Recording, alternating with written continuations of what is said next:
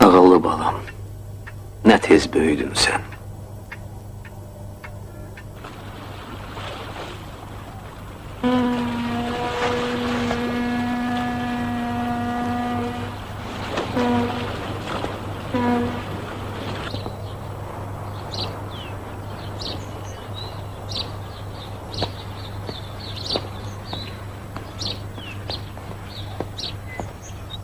Ola.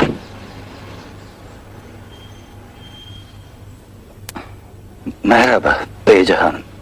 Tanımadınız. Kerim Bey. Buyurun.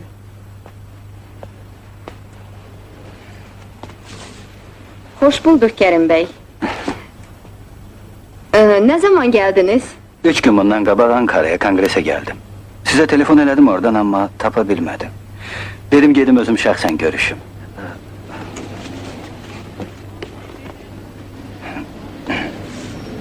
Bunu size getirdim. Azerbaycan'dan kiçik bir yadigar. Zahmet çektiniz Kerim Bey. Buna lüzum yok.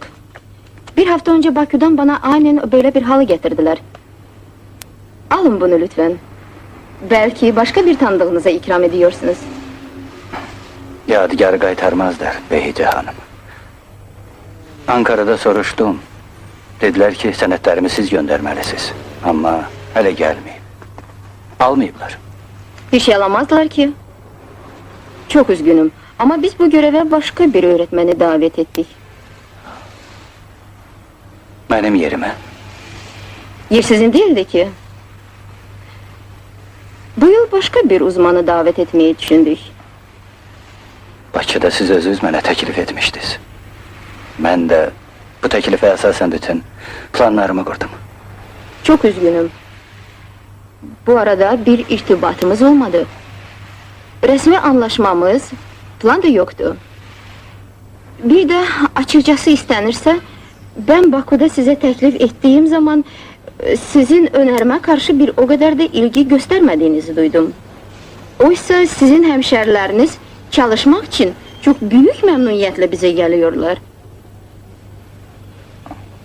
Cabbar. Evet, Cabbar Bey'in kitabıydı. Okudunuz mu?